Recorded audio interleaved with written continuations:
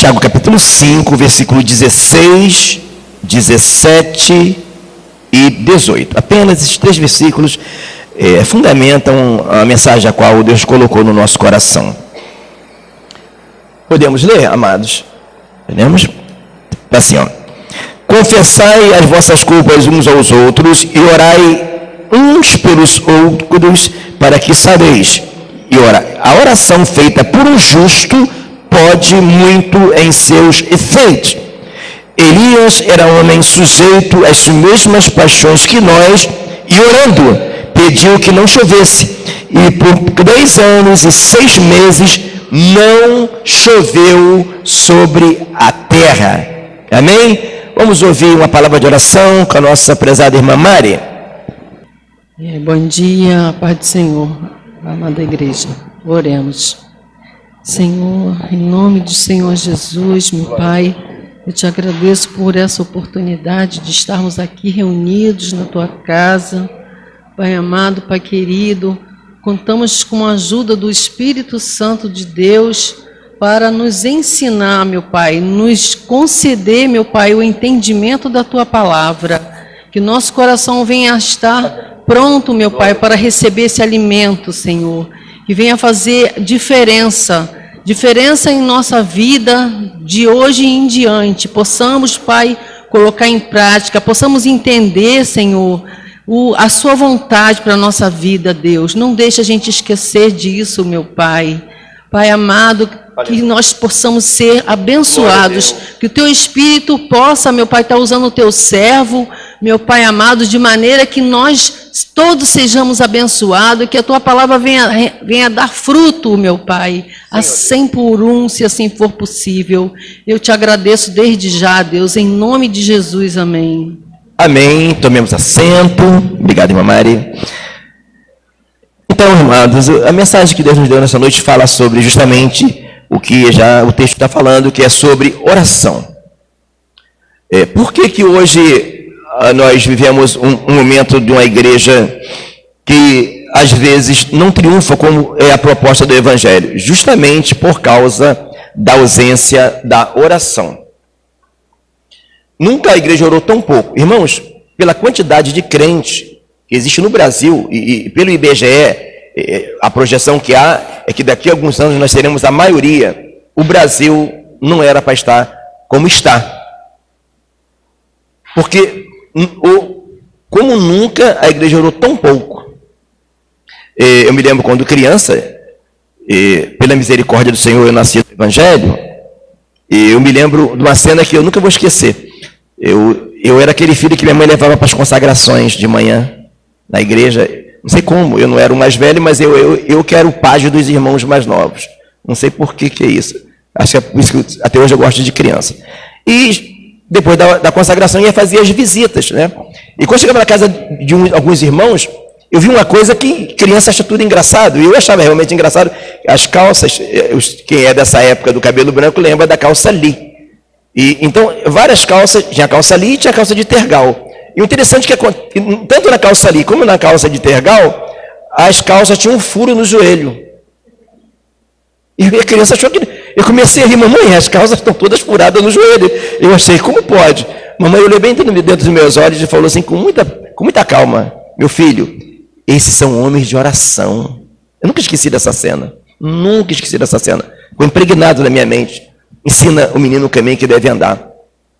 E hoje se descobre porque coisas que se vê hoje não se via naquela época. Não se via falar muito de filho de crente na cadeia. Não se ouvia falar de crente se suicidar. Foram, um ano retrasado, foram 12 pastores que se suicidaram em um só ano. É verdade? Não era normal isso. Não se ouvia falar de tanto crente com depressão, com ansiedade. Nunca se ouvia falar de tanto crente se separando. E, com certeza, o cenário do Brasil seria outro se a igreja orasse mais. E aqui, o apóstolo Tiago, com muita propriedade, enfatiza. Porque, às vezes, irmão, nós criamos umas coisas, está me incomodando, que não é muito legal. Às vezes nós colocamos os homens de Deus, os heróis da fé, em um patamar que não deveria ser colocado. Como? Em questão de merecimento e de condição de fazer. Aqui o apóstolo diz, Elias era um homem sujeito às mesmas paixões que nós. Olha o que ele está falando. Elias, em outras palavras, ele diz, Elias era homem que nem nós. E orando por 3 anos e 6 meses não choveu.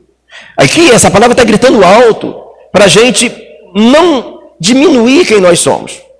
Claro que se olharmos para a leitura de Hebreus, que foi lida no culto, no nosso encontro no lar, Hebreus 3, fala bem claro a superioridade do sacerdócio de Cristo em relação a de Moisés e a superioridade da nossa aliança. Então, o que quer dizer isso? Se na velha aliança, aliás, Elias não estava nem na aliança, né? Foi antes, a lei não tinha começado com Elias. Se Elias, antes da velha aliança, ele fez proezas em oração, que nós podemos fazer. É verdade? O quanto às vezes nós estamos igual, tem um ditado que fala que se o boi soubesse a força que tem, a gente não comia picanha maturada. E o crente, se ele soubesse a força que ele tem na oração, as coisas seriam diferentes. E o problema de hoje é justamente o ativismo gospel, chamado o evangelho paralelo, de alguma forma ele ofusca isso do evangelho, e aí nós estamos como coelhos assustados diante da situação que se desenha no Brasil e no mundo. Estamos às vezes ansiosos quando não deveríamos estar, se usássemos esta arma que Deus nos deu.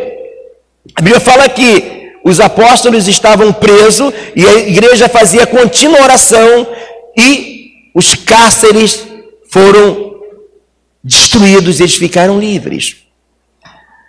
Antes de entrar propriamente dito na mensagem, eu gostaria de enfatizar sobre a oração.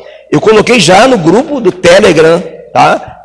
Da igreja, e o canal deve ficar pronto hoje. Irei postar também no canal a pregação de uma diaconisa coreana. Colocamos só o trecho mais importante da pregação, que ela fala justamente sobre oração. E eu creio que vocês vão ficar impactados. Eu já tinha assistido um tempo antes, e ontem, por acaso, eu me lembrei e postei. Eu vou tentar reproduzir alguma coisa do que ela fala, não totalmente. Ela fala desta maneira: a Coreia do Sul, ela passou por um período de guerra, uma guerra muito grande entre a Coreia do Sul e a Coreia do Norte. E o país foi totalmente devastado, porque a guerra destrói. E a Coreia estava no lugar acho que é o 2º país mais pobre do planeta. E, pasmem, em apenas 2 décadas, ela se tornou a 14ª potência do mundo. Segredo? A oração. A oração. Principalmente a oração da madrugada. Então, você vai ver lá no vídeo, ela falando que lá na Coreia do Sul, quando começou a buscar, tá, o avivamento, a igreja tinha culto todas as madrugadas, era 4, 5 horas da manhã. Algumas pessoas que trabalhavam iam para lá orar e depois iam trabalhar. E as outras continuavam.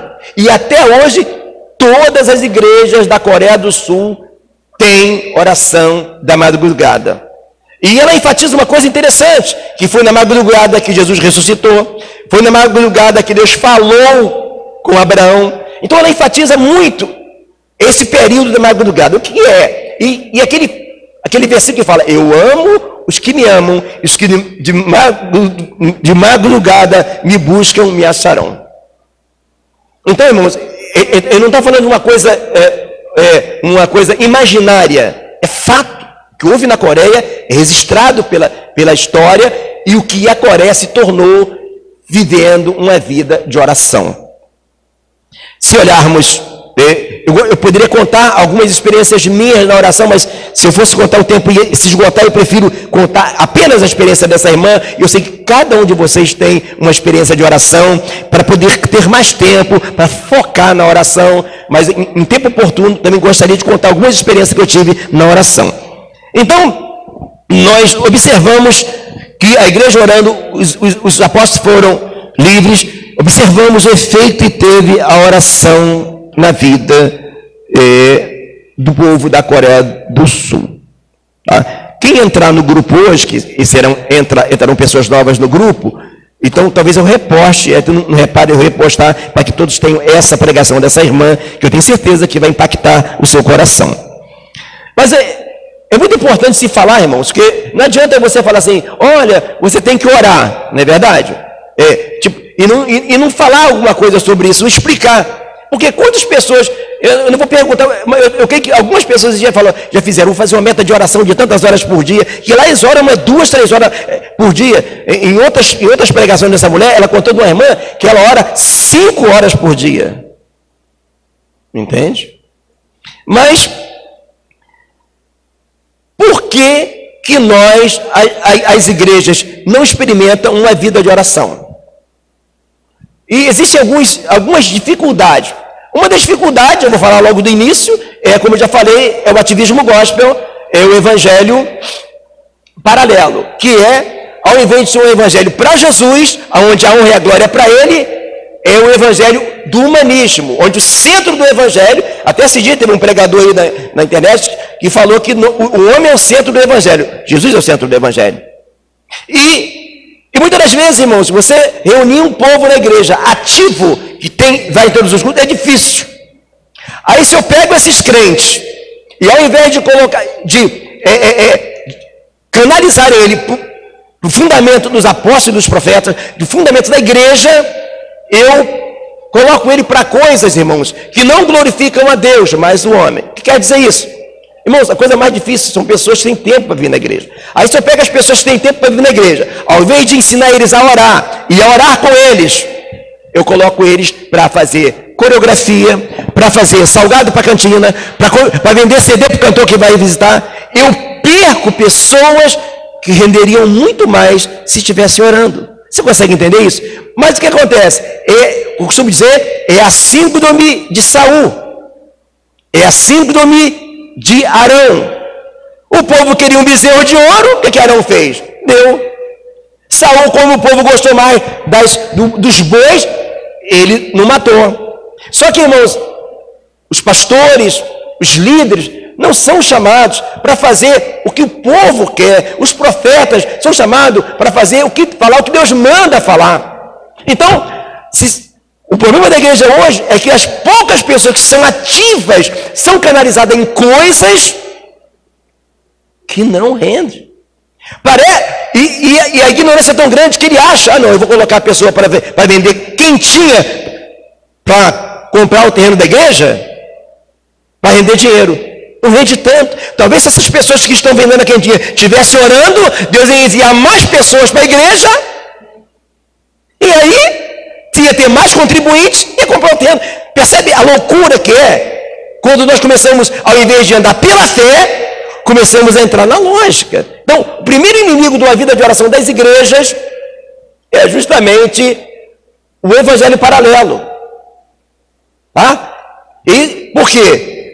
O que nos traz crescimento espiritual, irmão, não é vender quentinha, não é fazer salgado para a cantina, não é fazer coreografias, não é fazer teatro. O que traz crescimento para nós é comunhão com Deus, é a nossa intimidade com Deus, é uma vida de oração, de meditação, de jejum e de leitura da palavra. Mas como a maioria quer um oba-oba, então se vende, porque a partir do que o evangelho vira um comércio, o comércio prima o quê? Pelo que a maioria quer. Percebe? Primeiro inimigo, já nós falamos, é esse. Agora, o segundo inimigo da oração que atrapalha as pessoas a orar é justamente não entendermos, o que foi até falado aqui na aula que a nossa amada irmã Angelina falou, que Atos dos Apóstolos, irmãos, é realmente o nosso modelo. Então, e os apóstolos, eles edificaram o seu fundamento, que é Cristo. Irmãos, não é quem tem uma vida de oração e de jejum, irmão, não é um crente metido a fortão, não. É um crente que reconhece a sua fragilidade e busca em Deus a sua fortaleza. Então, se nós olharmos, por exemplo, a vida de oração dos homens de Deus, nós vemos por que a igreja rendia. Mas,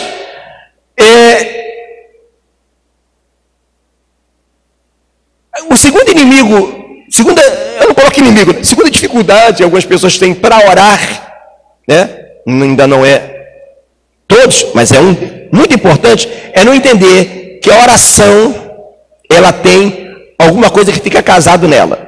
Não tem a goiabada e o queijo, não tem o presunto e o queijo também, não tem coisas que andam paralelas. Se você observar em Atos dos Apóstolos, você vai ver isso no livro de Atos. A gente não vai abrir para ganhar tempo, mas tudo que a igreja fazia, está assim, ó, você vai encontrar lá. E a igreja, jejuando e orando, enviaram, tá? Não precisa abrir não, mas está lá em Atos dos Apóstolos, em vários versículos que a igreja fazia oração. E se, ó, Atos 14, versículo 23 diz: orando e jejuando, encomendaram aos irmãos. Aí você vai ver também em Atos também 13, versículo 3, então jejuando e orando, pondo sobre ele as mãos. Ou seja, oração e jejum andavam paralelos. Tá? E por que o jejum ele tem que andar junto com a oração? Por quê? Porque, irmãos, quando você não jejua, você fica pesado, te dá muito sono. Você entende? Quando você não jejua, você não consegue entender a palavra gritando para você. Quando você não jejua, você fica insensível. Às vezes você está andando assim, o Espírito Santo está te chamando, olha, vem orar. Mas você, como você não tem carga de jejum, você não conecta, você não consegue ouvir a voz de Deus. E algumas pessoas hoje em dia que estudam, eles chegam a um consenso que, eu vou falar aqui, já falei em outras pregações, mas tem pessoas que não ouviram, que alguém tenta colocar que o jejum seja um sacrifício. Mas jejum não é um sacrifício, é uma ministração. Você vai observar que no Novo Testamento, em momento algum que pecaram, eles jejuavam. No Velho até tinha. Então, quando a gente jejua, irmão, na verdade, você não jejua, você pede permissão para jejuar. É uma concessão do Espírito. É fome de Deus, você fecha essa boca para abrir a boca do Espírito. Mas o mais interessante é que hoje a ciência comprova que o jejum é benéfico para a saúde. Se você entrar no Google, você vai ver uma série de trabalhos falando sobre jejum intermitente, os benefícios do jejum. Ou seja, aquilo que as pessoas achavam que era loucura dos crentes do passado, hoje a ciência se ajoelha para a Bíblia e fala que é benéfico. Para você ter uma noção, se você clicar lá, jejum de 24 horas, prêmio Nobel da Paz, você vai encontrar um japonês chamado Oshinori Ozumi. Ele ganhou o prêmio Nobel da Paz, e é um valor bem alto, porque ele conseguiu provar pela ciência que um jejum de 24 horas é benéfico para a saúde. Não vou falar muito sobre isso para a gente ganhar mais tempo, porque tem muita coisa para falar, mas você clica lá, você vai ver o que é a autofagia, ou seja, a sabedoria de Deus, né, irmãos? Os crentes do passado, esses crentes são doidos, ficam sem comer. Hoje a ciência fala que é saúde. Não é incrível isso? Não é maravilhoso? Como esse livro é sábio, e aquilo que estão descobrindo agora, a Bíblia já descobriu há muito tempo. Então, agora, o porquê que às vezes, tudo tem um porquê, né? Por que eu não consigo orar? É porque eu não entendo que o jejum caminha junto. Jejum, oração e leitura da Bíblia caminham juntos. É porque também nós jejuamos e oramos, mas muitas das vezes não focamos na palavra, naquilo que a palavra tem para nos dizer sobre oração, sobre uma vida com Deus. Então, nós temos duas opções: ou somos apenas meros ativistas gospel e vivemos uma vida abaixo da média, ou assumimos a nossa posição em Cristo, de triunfar em Cristo, de viver uma vida sobrenatural, irmãos. Tem gente que pensa que aqueles milagres que aconteceram em Atos dos Apóstolos ficou lá. Não ficou, irmão. Só que hoje nós temos vários impedimentos. Um dos impedimentos maiores da oração está aqui, ó. O dia que eu puder, está até conversando com o irmão Luciel, né? Sobre parar com o WhatsApp. Isso aqui, irmão, vocês têm que vigiar. Irmão, seja coerente. Olha o que Paulo escreveu. Todas as coisas me são lícitas, mas nem todas me convêm. Todas as coisas me são lícitas, mas eu não me deixaria dominar por nenhuma delas. Irmão, se você percebe que algo está te dominando, irmão, é melhor que você fique sem rede social, irmão. pela tua vida espiritual. Jesus falou assim, olha, se o teu olho te escandalizar, não é de você arrancar o olho, meter o... Não, é de você se privar de algo, para poder você ter vida espiritual. Quantas vezes você está lutando por uma coisa, horas e horas, dias e dias, às vezes até meses, que seria resolvido pela oração. Há um grande homem de Deus, que eu me esqueço o nome agora, que ele fala assim, ó, eu tenho muitas coisas a fazer, porém, não conseguirei fazer nenhuma delas, se não ficar algumas horas em oração. Só que quando eu falei algumas horas em oração, irmãos, não é que você vai, eu vou ficar aqui de castigo 2 horas, porque o pastor falou, não, irmão. Quando você começa a botar no liquidificador, fazer o maior milkshake, o milkshake mais gostoso que existe, é que você coloca oração, jejum e leitura da Bíblia e bater. Você não fica 2 horas orando, porque você tem que ficar, não. Você nem vê 2 horas passar. Percebe a diferença? É outro nível. Era isso que a igreja... A Bíblia fala que a igreja orou, está em Atos Apóstolos também, a igreja orou, acho que é 4:31, Atos Apóstolos, se eu não me engano é 4:31, e o prédio tremeu, irmão. O prédio simplesmente tremeu. É isso mesmo. E tendo orado, moveu-se o lugar. Irmãos, e essa é a realidade do Evangelho. Mas vamos caminhar naquilo que realmente Deus quer falar com ele. O que impede a nossa oração e o nosso jejum?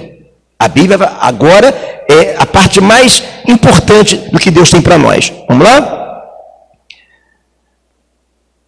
2 Coríntios, capítulo 2, versículo 10. E não adianta, se você não entender isso, você vai andar em círculo. Você vai fazer tempo de igreja, você vai fazer, igual já vi muita gente fala assim, eu tenho 30 anos de crente. Aí ele conta coisa que aconteceu lá no passado, não conta do presente. Crente bloqueado. Isso é muito sério. Está aqui, ó. Podemos? 2 Coríntios 2:10. A quem perdoardes alguma coisa, também eu. Porque o que eu também perdoei, se é que tenho perdoado por amor de vós o Filho na presença de Cristo, para que não sejamos vencidos por Satanás. Perdoar. Então, muitas pessoas às vezes não conseguem evoluir no jejum. Você vai comer, Senhor, me permita jejuar. Quando você for jejuar, não fala, Senhor, eu vou fazer um jejum para ti. Não. A Bíblia fala que o Espírito Santo de Deus se move em nós, gera em nós. A Bíblia fala que nós somos um com Cristo. Então, quando você jejua, na verdade, você não jejua. Ele te libera você para jejuar. Não é um sacrifício, é uma ministração. Mas às vezes, quando você não começa a jejuar e não consegue jejuar, sabe por que você não consegue jejuar? Porque às vezes você tem que fazer aquilo que está lá. Ó. Se você vier trazer a tua oferta ao altar, o jejum não é um sacrifício, é uma oferta. Reconcilia com o teu irmão. Todas as vezes, irmão, que a gente não evolui no jejum, é porque temos que... Alguém está magoado conosco. Somos um corpo. Irmão, não tem jeito. Já viu por alguma vez uma mulher andando assim na rua e o braço vem atrás dela, o bracinho lá atrás, ela andando para cá? Alguém já viu isso? Pois é, não tem como. Nós não somos um corpo só aqui, irmão. Nós somos um corpo. Então, muitas das vezes, uma das coisas que atrapalha o nosso jejum, alguém magoado conosco. Observe também agora Marcos. Eu estou falando isso, irmãos, porque como ministro da palavra, eu vou dar conta de você. Ele fala que nós vamos dar conta. Então, no último dia vai passar o filme. O pastor falou, eu falei. Então, se por acaso alguém for salvo, é salvo. Vai chegar lá, puxa, Senhor, eu fui salvo, mas não tem muito... Porque uma coisa é salvação, outra coisa é galardão. Porque eu não tenho galardão porque eu não fiz muita coisa. Né? Aí vai, mas lembra que o pastor Sebastião falou aquilo ali? Você que não viu. Quer ver, você vai até salvo, irmão. Mas chega lá no céu e não teve muita coisa, porque ele não viveu o Evangelho. Então observe aqui, Marcos, capítulo 11, versículo 25. Marcos 11, 25. E quando estiveres orando, perdoai se tendes alguma coisa contra alguém, para que o vosso Pai que está nos céus vos perdoe as suas ofensas. Então, irmão, Senhor, perdoa minhas dívidas, assim como eu perdoo. Então, às vezes, irmãos, as pessoas não param mais. Irmãos, nada que alguém fizer contra você na igreja será pior do que fizeram para Jesus. Alguém discorda disso? E se Jesus perdoou mesmo assim, irmãos, quem somos nós para reter o perdão? Será que nós somos tão bonzinhos assim? Percebe? Agora, sabe qual é o problema maior? É que Jesus não mandou amar quem está longe. É uma coisa mais fácil do mundo. Vamos ajudar fulano de tal que está precisando. Todo mundo ajuda. Vamos ajudar o irmão Jean. Não vou ajudar ele não. Aquele dia ele falou aquilo para mim. Amar o próximo é o mais difícil que tem. Sabe por quê? Quem é de longe, você não conhece os defeitos. Então, amar o próximo é a coisa mais difícil. Você tem que amar a pessoa com seus defeitos. Por isso que tem que amar o próximo. Amar o próximo compreende aquilo que Jesus falou. Olha, ouviste o que foi dito? Está lá em Mateus, no capítulo 6, no Sermão da Montanha. Amai os vossos amigos e aborrecei os vossos inimigos. Eu, porém, vos digo diferente. Amai o que vos persegue. Não, o evangelho é top porque é uma classe a mais. É uma classe a mais. O desafio porque ele falou, se você amar os vossos amigos, que vantagem você terão em relação aos fariseus? Os fariseus amam seus amigos. Só que, irmãos, dá para perceber como é que é o misto? Você não consegue amar quem te persegue, quem te maltrata, se você não conseguir entrar na dimensão do Espírito, fazendo esse milkshake maravilhoso de jejum, oração e leitura da palavra de Deus. A maioria das pessoas que eu vi declinar na fé, ou jejum demais, ora demais, mas não gosta de Bíblia. Outros, Bíblia demais, aquela oração mecânica, mas não jejua. Mas não é eu que está falando, está aqui em Atos Apóstolos, oração, jejum, caminham juntos. E agora você sabe que a ciência falou que é bom. Claro, se tem um problema de rins, jejua bebendo água, tudo bem, não há problema. Se você não pode jejuar até 2 horas da tarde, começa a jejuar. Da meia-noite, Senhor, me permita jejuar. Entra meia-noite, 7 horas, nunca se esqueça, jejum sem ler a Bíblia vale, mas você está comendo a metade do bolo. A coisa mais importante quando você jejua é ler a palavra. Você vai lendo a palavra. Deu 9 horas, deu vontade de tomar café? Senhor, obrigado. Você percebe quando o fio desliga. Não é uma penitência, não é uma destruição do teu corpo, é entrar na dimensão do Espírito. Entende? Agora, olha aqui o que Pedro vai falar. Amar o teu próximo. Irmãos, é muito sério isso aqui. Primeira carta de Pedro, capítulo 3, versículo 7. Para você ter uma noção, por que algumas pessoas não evoluem, irmão? Porque eles querem fazer uma coisa mecânica. Eu vou jejuar, eu vou orar, eu vou ler a palavra, mas não entra no que a igreja fala. Observe aqui, ó. Igualmente vós, maridos, coabitai com entendimento, dando à mulher honra como vaso mais fraco, como sendo vós seus co-herdeiros da graça da vida, para que não seja impedida as vossas orações. Percebe, irmão? A oração é alavanca, irmão. A oração é a base, mas ela não caminha separada. Ela não caminha separada. E agora, já vai logo um puxão de orelha para nós, dos homens. Agora não tem jeito, que a palavra já puxou. Muita gente só gosta da lei, né? Velho Testamento. Não, que a mulher tem que obedecer o marido, que na lei ela não podia nada. Agora ela já tem uma abertura, porque a graça nivelou tudo. Então, só que, irmão? Muita gente não fala, a mulher seja obediente ao marido. Mas o mesmo texto que fala para o marido o quê? Amar a sua mulher. Como quem? Como Cristo. Se entregou por ela. Um homem reclama, a minha mulher não é submissa a mim.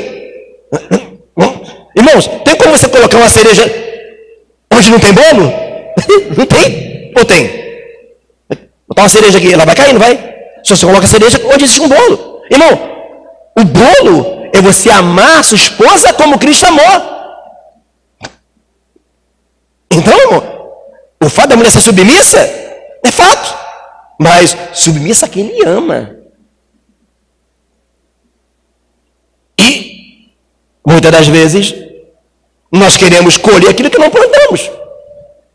O homem é um vaso. Por que o homem é um vaso mais fraco, irmão?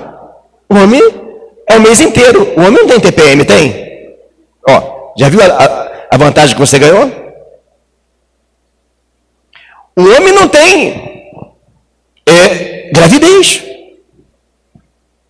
O homem não tem também esse resquício machista que paira sobre a sociedade, que coloca a mulher no nível. Já percebeu? Ela vai celebrar o que a mídia faz? Você não é nada não. Você só é uma mulher se você for trabalhar fora, se você fazer uma faculdade. Não estou dizendo que isso conta isso não, irmão. Não, mas o diabo é tão sujo que o diabo consegue colocar na mente da mulher que ela não é. Irmãos, se você olhar bem, a mulher, irmão, ela tem uma honra que o homem não tem. Ela é engravida. Ela é responsável de dar à luz a um filho. A mulher é honrada. E o diabo coloca, não, você não é honrada em criar filho, não. Você é honrada se você trabalhar fora. Não, irmão, se precisar, vai trabalhar fora. Mas não existe honra maior do que a mulher tem. A mulher se salvará dando luz a filho. Essa luz aqui não, tá, irmão? Luz aqui. Espiritual, luz dando a palavra. Ensinando a Bíblia para os filhos. Hoje, eu sou o que minha mãe semeou em mim. Então, e quando isso não acontece, sejam impedidas as vossas orações. Só que, volta a dizer, irmãos, sendo o homem o esteio da casa, sendo o homem a base da casa, se você não amar a sua mulher, se você não investir amor na sua mulher, nunca que você exija submissão. Não existe colocar uma cereja onde não existe um bolo. Ponto. Então, o que acontece, amado? O motivo pelo qual o Brasil está como está, e às vezes não vivemos o sobrenatural de Deus, porque não conseguimos orar como deveria. Irmãos, pra você ter uma noção, se nós estivéssemos na lei, as mulheres estavam lá fora, e os homens também. Aqui no Santo dos Santos só entrava o sacerdote. Quando Cristo morre, o véu do templo é arrancado de alto a baixo, liberou para as mulheres, liberou para todo mundo. Irmãos, uma das piores coisas é quando escuta alguém falar: o pastor é o sacerdote da igreja.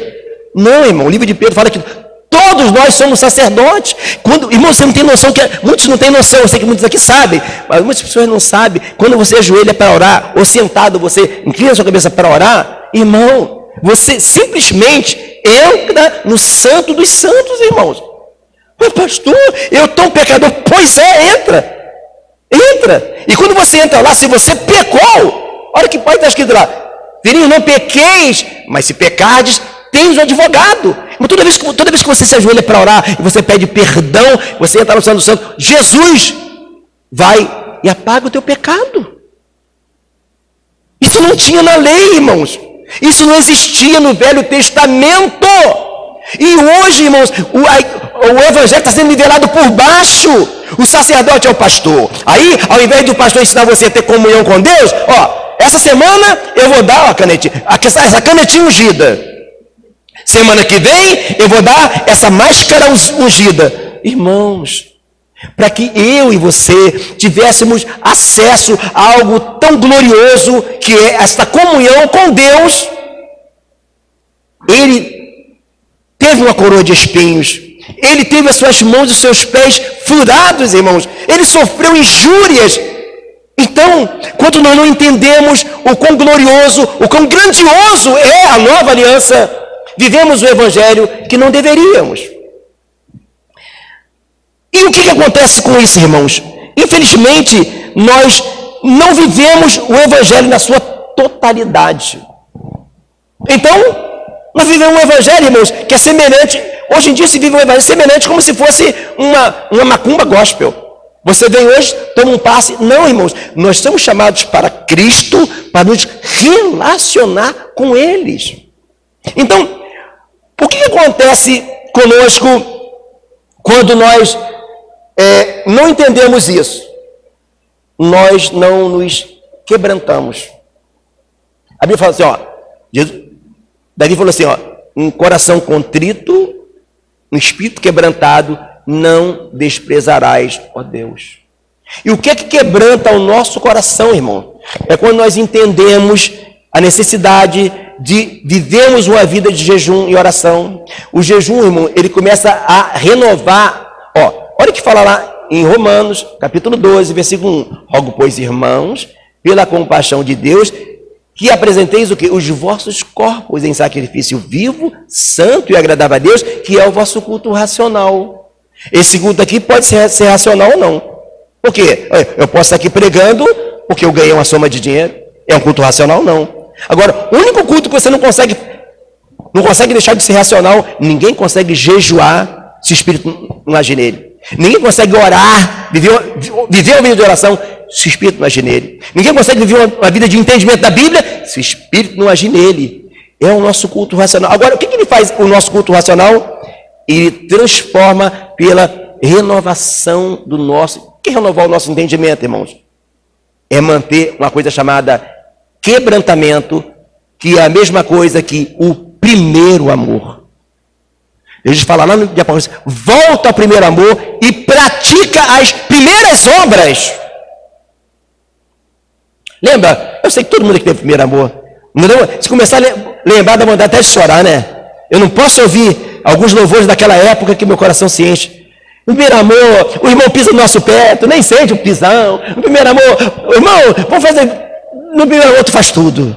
Não é verdade?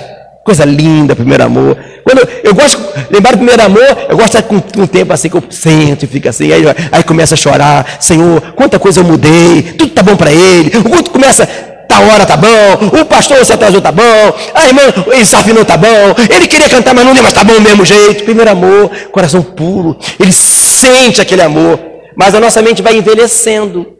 Como é que a nossa se envelhece? À medida que você vai perdendo a conectividade a partir das coisas que vai entrando na nossa mente.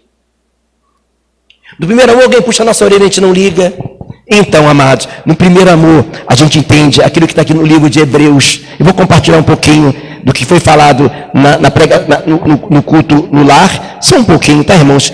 Eu não ia nem falar, mas o Senhor está me incomodando para falar. E é a última fase da mensagem. Perdoa, essa mensagem está um pouco longa, mas Hebreus 3 diz assim, olha.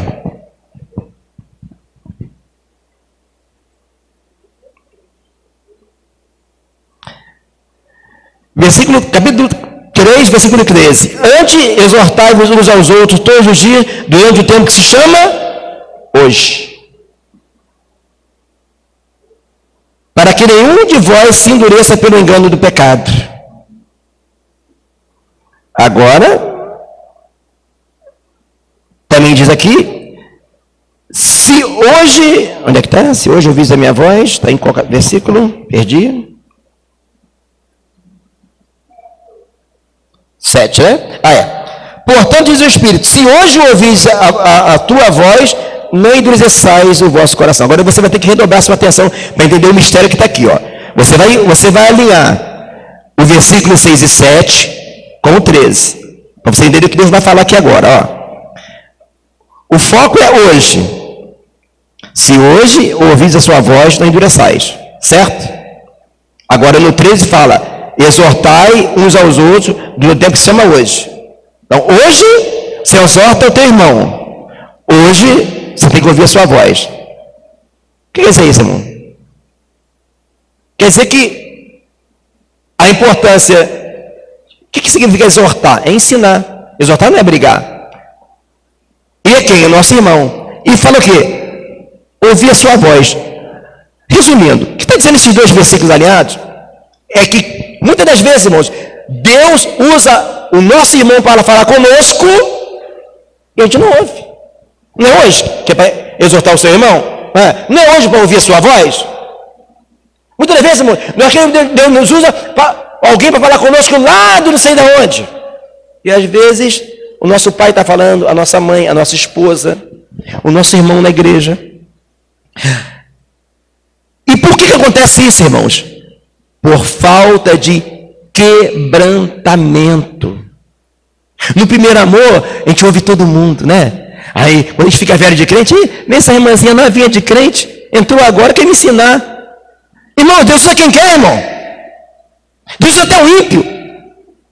Então, o primeiro amor, o quebrantamento que traz o primeiro amor, não é que traz o primeiro amor, mas traz alguma coisa que havia no primeiro amor, porque como nossa amada irmã falou que no primeiro amor a gente é inconsequente, e é verdade, tem a parte que a gente não entende nada, né? Mas também tem a parte do coração quebrantado. Não é voltar ao primeiro amor na questão de ser uma pessoa sem instrução, mas de ter quebrantamento. Então, irmãos, quando havia uma vida de oração, de quebrantamento, nós somos mais suscetíveis a ouvir a voz de Deus. E às vezes, irmão, Deus vai usar ou a nossa esposa, ou o nosso marido, ou o nosso irmão. Mas o problema é quando nós estamos quebrantados. O que acontece? Ih, já veio aquele irmão lá, irmão José lá da mata? Pô, chegou agora me chamando, me puxando minha orelha. E daí? Se ele falou de Deus, eu tenho que confiar nele, irmão. Não tem pastor, não tem presbítero, não tem diácono, não tem... Irmãos, ouvir a voz de Deus. Se você olhar nas histórias da Bíblia, você vai ver várias vezes que isso aconteceu. Aquele Naamã foi mandado mergulhar na água suja, de uma água barrenta. Quem foi? Foi a menina, foi a garota que mandou chamar o homem de Deus. Se ele não ouve, estava leproso até hoje. Não é verdade? Irmão, uma vida de jejum e de oração e leitura da palavra de Deus traz o quebrantamento.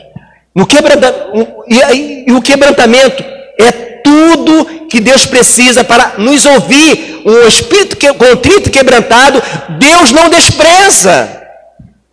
E o salmista vai dizer também: Senhor, quem subirá ao teu santo monte? É quem, irmãos? Aquele que é puro de mãos e limpo de coração. Limpo de coração, irmão, é aquele... Sabe o que acontece quando você passa, quando os soldados, eles iam lutar, eles passavam azeite no seu, como chama, escudo. Então as setas, quando via, escorregavam no escudo por causa do óleo. Irmão, quando o nosso coração está quebrantado, a unção do Espírito Santo está no nosso coração, vem a mágoa, ela bate e desliza. Desliza, é a natureza divina sendo implementada em nós. É a mente de Cristo sendo implementada em nós. É aquela mesmo coração que Jesus sendo crucificado, ele fala o quê? Pai, perdoa porque não sabe o que fazem. Senhor, perdoa aquele irmão que chutou minha canela. Se ele soubesse o quanto eu amo ele, não ia chutar minha canela. Percebe? E outra coisa, a paciência com aquele irmão, porque um dia você foi mala também. Não é verdade? É, irmão. Tem gente que quando se converte quer mudar todo mundo. Ô irmão, esse brinco aí, ô irmão, essa... Não é? Ele está novo na fé, ele acha que tem que... Né? Começa por fora o trabalho. Mas a gente foi assim. Eu mesmo, meu Deus do céu, eu era uma mala danada, meu Deus. Eu ficava ali. Mas é... E aí, se nós não tivermos paciência, irmãos, para terminar, se tem uma das coisas, irmãos, que o jejum e a oração produz além do quebrantamento de espírito, um coração que... Não. Eu vou falar assim com a irmã Sandra, porque eu sou... Não é porque você não vai assim, porque você é homem de Deus, não. É porque você está tão envolvido na unção que você fala no automático. O crente bombeiro, o fogo acende, ele apaga com a unção. Mas das coisas que um espírito quebrantado produz, e é o final da mensagem, é a coisa mais importante que você tem que ter, irmão. Nunca se esqueça disso. Esse final da... Paulo escreveu assim: guarda o bom depósito em Cristo. Depósito de oração, depósito de jejum e depósito de leitura da palavra de Deus. Mas sabe o que isso gera? Depósito de misericórdia. Jesus falou bem claro: Senhor, quer que eu destrua? Vamos orar para descer fogo do céu para destruir aquela cidade que não nos recebeu. Ele falou assim: que isso? Vocês não conhecem o termo misericórdia quero e não sacrifício? Irmão, tem pessoas que acham que vai fazer o mal porque prega aqui na frente, porque toca a guitarra, ou porque... Não, irmão, o que vai contar na tua vida espiritual, nunca se esqueça: depósito de misericórdia. Isso nós vimos na vida de Davi. Um homem, quando Deus fala, homem segundo o coração de Deus. Davi tinha um enorme depósito de misericórdia. E você vai ver que Davi pecou gravemente. como Saul também pecou. E por que Davi alcançou misericórdia? Simplesmente, irmão, porque ele tinha um depósito de misericórdia. Quando Saul tenta matar Davi, faz o que faz com Davi, Davi teve Saul na mão e não matou. E a Bíblia fala, com a mesma medida que você mede o teu irmão, você vai ser medido. Não tem saída. Ah, Senhor, como é que você agiu da tua vez? Você teve misericórdia? É assim, irmãos. O jejum e oração, leitura da palavra de Deus, é um depósito que gera outro depósito, que é depósito de misericórdia. Tem gente que acha que vai chamar a atenção de Deus, irmão, que vai chamar a atenção de Deus, irmãos, vai tocar no coração de Deus, e toca no nosso... Você que é pai, o que você sente quando vê teus filhos tudo brigando? Eu fico apavorado, eu não gosto de ver eles brigando. Deus é a mesma coisa, irmão. Quando Deus vê que você perdoa o teu irmão, que você ama o teu irmão, e tem misericórdia do teu irmão, ele fica feliz, porque ele deu sangue pela vida daquele irmão. Mas isso, irmãos, não acontece num curso. Eu vou fazer um curso para ter misericórdia. Não vai funcionar. Isso só acontece à medida de relacionamento com o Espírito Santo, a partir de uma vida de jejum, oração e leitura da palavra de Deus e meditação. E assim eu termino essa palavra, em nome de Jesus.